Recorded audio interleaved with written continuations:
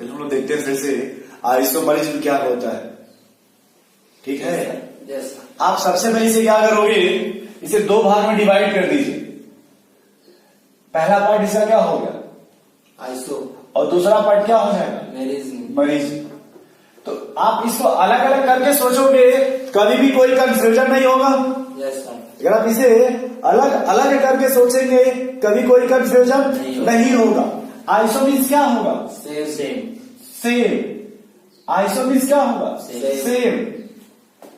और मरीज मीन्स क्या होगा, मॉलिक्यूलर फार्मूला। ध्यान से देख लो, मॉलिक्यूलर फार्मूला यानी किसी भी कंपाउंड के लिए मॉलिक्यूलर फार्मूला क्या होना चाहिए, सेम। फिर से आप देखो, लेकिन उसकी प्रॉपर्टी क्या होनी चाहिए, डिफरेंट। तो प्रॉपर्टी क्या होना चाहिए, डिफरेंट होना चाहिए। लेकिन मॉलिक्यूलर फार्मूला क्या होना चाहिए, सेम। जैसे आप देखो, इसका नाम सुने हो C4H10, अल्केन है, अल्कीन है कि अल्काइन, एल्केन। चलो, तो इसका हम दो स्ट्रक्चर बना रहे हैं। आपको देखो, देख के बताना कि दोनों में क्या डिफरेंस है। हमें अब बस इतना बताओ, ये पैरेंट चेन कितने कार्बन का है, 4। ये पैरेंट चेन कितने का है, 3। लेकिन दोनों में देखो कार्बन टोटल कितने हैं, 4। फिर से देखो, 4। कार्बन सेम है कि नहीं। Yes sir. जैसे आप ये देखो, दूसरा एग्जाम्पल,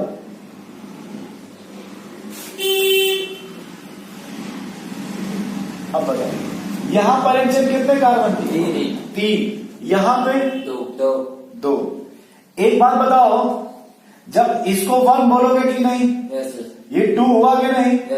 तो इसके बाद क्या दो रास्ते यहां से है क्या, 3 है, 3 है। फिर से देखो मेरे भाई, अगर जब यहां से एक और इधर होता तब इसको साइड चेन बोलते हैं, लेकिन एक और है क्या, नहीं। ये सीखने के लिए मिला, ये कोई गारंटी नहीं है कि पैरेंट चेन सीधा ही होगा। ये कोई गारंटी है क्या, नहीं। देखो इसी पे सवाल है, आज शाम को आपको मिलेगा। ये कोई गारंटी नहीं कि पैरेंट चेन क्या होगी, 3। मतलब आपको ऐसे मिलेगा पैरेंट चेन, देखो ध्यान से बता दे रहा हूं।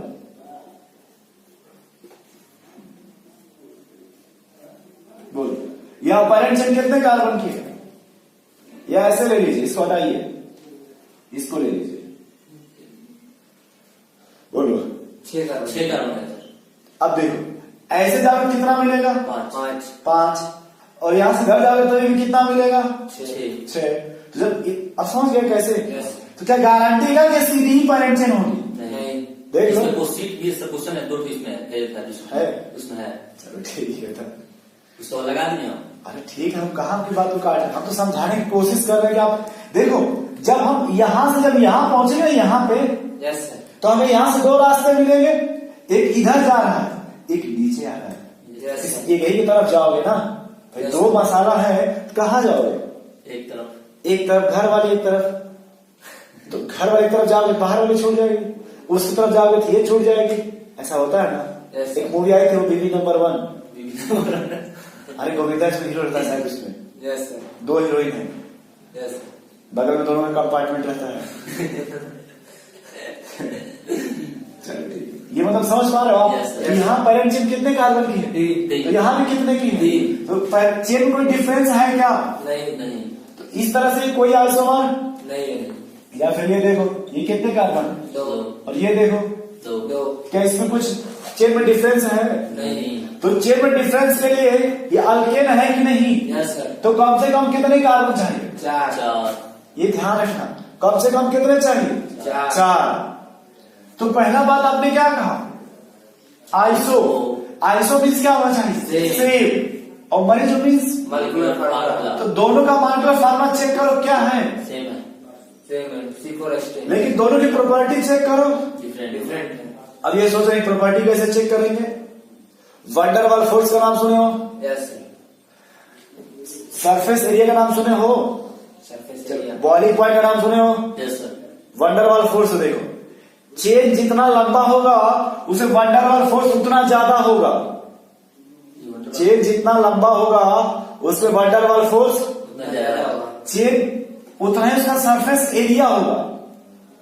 जितना ही वंडरवॉल फोर्स होगा उतना ही सरफेस एरिया होगा, और जितना लंबा होगा उतना ज्यादा वंडरवॉल फोर्स होगा। तो दोनों में किसका वंडरवॉल फोर्स ज्यादा होगा?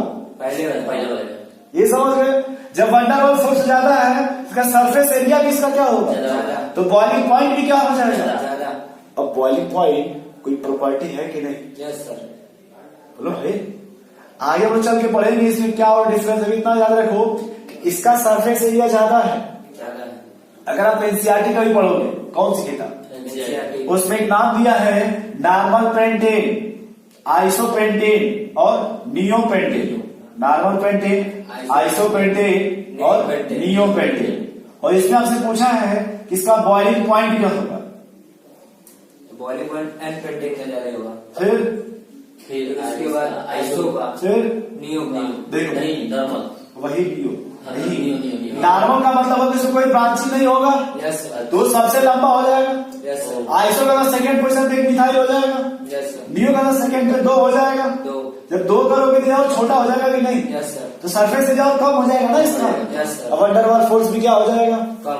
तो आप लोग याद नहीं किए होंगे, ठंडी में कुत्ते अपना सिकुड़ा लेते हैं ताकि सरफेस एरिया कम हो जाता है। जैसे कम हो जाएगा तो ठंडा कम लगता है। आप लोग रजाई में क्या तो फैल जाते हो पूरा। आप लोग ये सरफेस एरिया बढ़ा देते हो क्योंकि आप 2 रजाई पहने रहते हो, एक मोबाइल और एक ओढ़े हुए। Yes sir. बस ठंडी वाला लाइन भी तो रहते हैं आप लोग 12-1 बजे तक, एक गर्मी वहां से तो मिलती रहती है। Normal pentane. जैसे देखो आपका दोस्त है जो 12 बजे तक लगा रहता है मसाला के साथ, तो उसमें भी तो गर्मी मिलती रहती है, तो उसका सरफेस एरिया बढ़ेगा ना। Yes sir. बोलो भाई। Yes, sir. और आप अकेले तो आपका घट जाएगा कि नहीं? Yes sir. अकेले मतलब आप भी मतलब गहिर रूप है, मिटा दो इसको। Yes sir. यस। तो पहले आइसोमरीज लिख लो पहले। देखो ज्यादा नहीं लिखो, फिर से मैं बता दे रहे हैं। कभी तुमसे एग्जाम में बस पूछेगा, इतना याद रखना कि आइसो मीन्स क्या होगा? सेम। और मरीज मीन्स क्या होगा? Molecular formula. बट डिफरेंट क्या है? प्रॉपर्टी। इसी को क्या बोलते हैं? आइसोमेरिक। 4 ऑप्शन दिया रहेगा। आइसोमरीज दिया रहेगा, कंपाउंड्स हैवी, same, IUPAC name, structural formula, molecular formula, condensed formula. Molecular formula. तो लिख लो पहले 2 or more than 2 compound having same molecular formula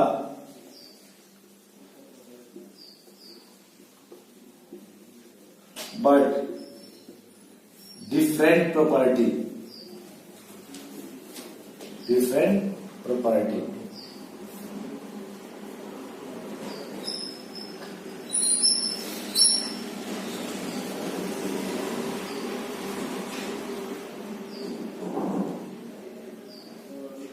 देखो ये डिफरेंट प्रॉपर्टी है ना, बस ऐसे ही लिखना है यहाँ पे, different property due to structure की वजह से हुआ तो स्ट्रक्चरल आइसोमर,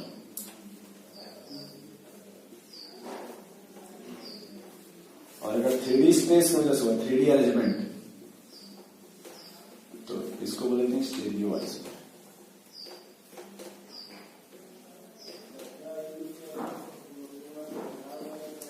जैसे आपको बुखार आता है कभी कभी, तो डॉक्टर पूछता है भाई बुखार क्यों आया?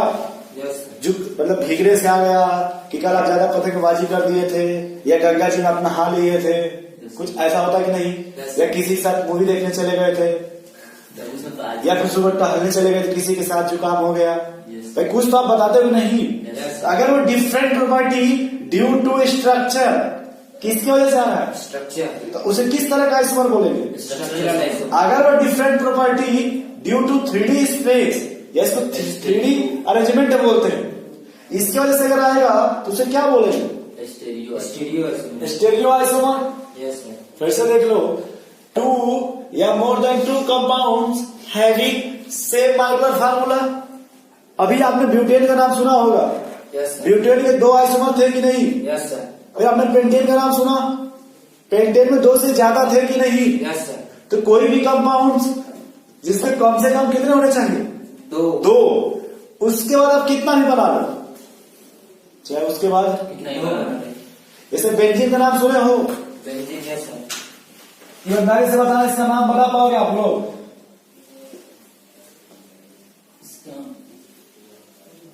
क्या हो जाएगा?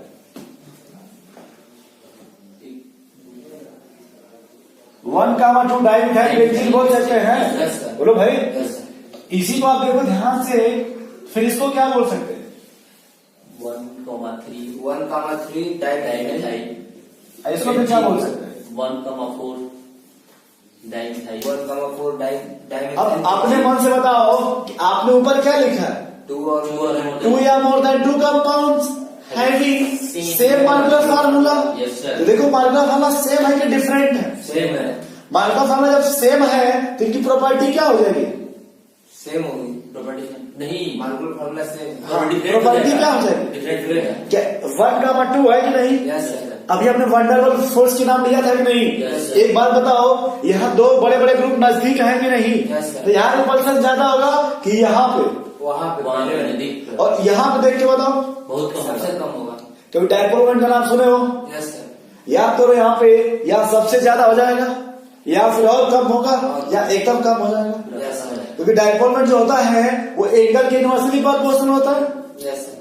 एंगल पे म्यू जो होता है एंगल के इनवर्सली प्रोपोर्शनल होता है। तो यहाँ देखो एंगल कम है कि नहीं? कम है। तो जब एंगल घटेगा तो डायपोल मोमेंट बढ़ेगा। एंगल देखो बढ़ रहा है कि नहीं? Yes, sir. डायपोल मोमेंट घटेगा। देख लो एक बार फिर से। कभी पढ़े होगे भाई डायपोल मोमेंट? Yes sir. पता नहीं, कुछ याद आ रहा है। तो फिर से आप देखो ये 1,2 डाइमिथाइल है कि नहीं? Yes sir. तो बोला इनकी प्रॉपर्टी मार्कुलर फार्मूला क्या होगा? मार्कुलर फार्मूला सब सेम है। सेम है सबका। लेकिन प्रॉपर्टी क्या हो जाएगी? डिफरेंट। ग्लूकोज का नाम सुने हो? Yes sir. अगर आप बायोमॉलिक्यूल्स कभी पढ़े होंगे तो glucose D, glucose L। Yes sir. D से आपको उसको एक बोलते हैं सॉरी, D से डेक्सट्रोज टाइप, L से levose type. Yes sir. Clockwise anti clockwise. Yes, sir. लेकिन क्या मार्कुलर फार्मूला चेंज होता है? नहीं, वही रहता है। तो इसको वही हमने कहा कि अगर 3D में डिफरेंस हो जाएगा, जो 3D में। उसमें जो OD होता है OH वही तो चेंज करते हैं ग्लूकोज D और O में। Yes sir. थर्ड कार्बन का। थर्ड कार्बन का OH जो होता है Yes. उसलिए उसको इनॉन्सियमर बोलते हैं। एनएनसीओमर। अब देखो, तो ये जो 3D स्पेस का मतलब हुआ कि जो थर्ड नंबर का OH है उसी को इस पार से इस पार कर दिया कि नहीं? Yes sir. क्या उसका पोजीशन चेंज हुआ? नहीं, पोजीशन क्या उसका स्ट्रक्चर चेंज हो जाएगा? नहीं। इसमें स्ट्रक्चर में कोई चेंज नहीं आया, लेकिन D से L हो गया कि नहीं? Yes, yes, हो गया। तो वही आपने कहा भैया कि अगर 3D में चेंज होगा, किसमें? 3D में। उसको किस तरह का आइसोमर बोलेंगे? Stereo isomer. अगर 2D में चेंज होगा तो स्ट्रक्चरल। Structural isomer. अभी कुछ पहले ये समझ रहा है ना आइसोमरिज्म? Yes sir. या फिर एक और एग्जाम्पल देखो, आगे समझ। जैसे आप इसको कौन सा फंक्शन ग्रुप है? कार्बोक्स। नहीं, सी स्टार। स्टार है। सोच लो एक बार। Yes, sir. सोच लो, मिस्टर है स्टार है। COC। Yes sir. सोच लो एक बार, बोलो मित्र। अगर ये एस्टर है, फिर से एक बार सोच लीजिए पूरा। मकर संक्रांति का ऑफर है कि ये एस्टर है। Yes sir. सोच लीजिए एक बार और। एस्टर में कितने ऑक्सीजन होते हैं? एक होगा सर। एस्टर में एक ऑक्सीजन होता है। अभी यहां लिखा गया था कार्बोक्सिल के बाद एस्टर, यार तो उसमें कितने ऑक्सीजन होते हैं?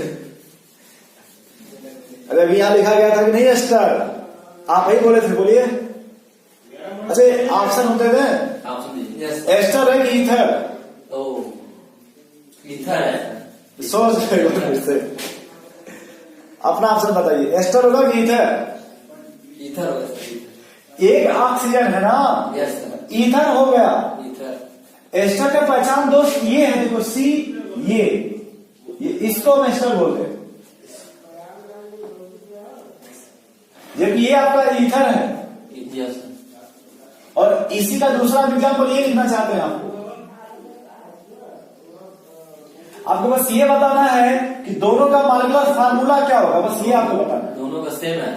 आप गिन लो कार्बन और सबको गिन लीजिए, एक बार देख लीजिए कार्बन कितने हैं 2 और ऑक्सीजन कितना है, 1 तो बचा क्या? हाइड्रोजन। ईमानदारी से सुनना, सब सिंगल बॉन्ड है कि नहीं? Yes sir. यहाँ भी सिंगल बॉन्ड है कि नहीं? Yes, sir. इससे कोई इफेक्ट नहीं। गिन के भी देख लो, यहाँ कितना हाइड्रोजन मिलेगा? 3 यहाँ कितना मिलेगा? 3 कितना हो गया? 6 यहाँ कितना मिलेगा? 3 यहाँ कितना मिलेगा? 2 ये कितना है? 1 कोई इफेक्ट पड़ा? नहीं। लेकिन अपने मन से बताओ ये कौन सा फंक्शनल ग्रुप है? इथर देखिए ईथर जो है सब्स्टिट्यूएंट में आता है, सब्स्टिट्यूएंट किसमें आता है? Substituent। सब्स्टिट्यूएंट में। तो एक तरह से जितना बताओ मान लो फंक्शन ग्रुप ही मान लो कम से पहले, एक ये अलग हुआ कि नहीं ईथर? Yes sir. और ये देखो ये कौन सा फंक्शन ग्रुप है? अल्कोहल एल्कोहल दोनों का मार्कर फार्मूला क्या है? सेम है। अभी आपने कहा था मार्कर फार्मूला क्या होना चाहिए? सेम। तभी उसे क्या बोलोगे? आइसोमेर लेकिन इनकी प्रॉपर्टी क्या हो जाएगी? डिफरेंट यहाँ देखो डिफरेंस क्या है, ये हाइड्रोजन किससे अटैच है? ऑक्सीजन तो ये जो हाइड्रोजन है मोर इलेक्ट्रोनेगेटिव एटम से अटैच है। Yes sir. कभी भविष्य में हाइड्रोजन बॉन्ड पढ़े हो? Yes sir. हाइड्रोजन किससे अटैच होना चाहिए? मोर इलेक्ट्रोनेगेटिव एक और मोर इलेक्ट्रोनेगेटिव एटम है। ऑक्सीजन है। तो बोलो कभी हाइड्रोजन बॉन्ड बनाएगा भविष्य में कि नहीं? अभी बना सकता ये बना सकता है, जबकि ये बना। है। इसलिए ईथर को हम गैस की तरह क्रिएट करते हैं, इसको लिक्विड की तरह क्रिएट करते हैं, तभी जाकर के बोतल में इसको मिलाते हैं, फिर इसमें बोतल को मिला देते हैं। ओह यस समझ गए। भाई ये हाइड्रोजन बॉन्ड बनाता है, इसीलिए तो वाटर में सॉल्युबल होता है। Yes sir. आपने सही कहा चेस। तो जब वाटर में सॉल्युबल है तो या तो इसको बोतल में मिला दीजिए या फिर बोतल को इसमें मिला दीजिए। बात तो ये लोग समझने का बस थोड़ा सा नजरिया है। जैसे ऐसे का हो, या तो इसको बकार्डी में मिला दीजिए या बकार्डी को इसमें मिला दीजिए। दोनों प्रोसेस क्या है? यही तो है, क्योंकि बैंक बैलेंस को सब लोग जानते हैं। वो तो चर्चे खराब के हिसाब से किंग फिशर बच्चा पी रहा तो बचा नहीं क्या? बकार्डी बचा है, तो चाहे बकार्डी में मिला दीजिए चाहे इसको बकार्डी में मिला दीजिए, दोनों क्या हो गया? हमें बस इतना समझ में आ गया कि ड्यू टू कितने तरह के आइसोमर हुए? 2 पहला क्या हो गया? स्ट्रक्चरल दूसरा क्या हो गया? अब हम थोड़ा सा ये पढ़ेंगे, ये निकालना कैसे निकाला जाता है, DBE या फिर DU, डबल बॉन्ड इक्विवेलेंट या फिर डबल बॉन्ड अनसैचुरेशन। हम लोग इसके बारे में थोड़ा पढ़ेंगे, नोट करो।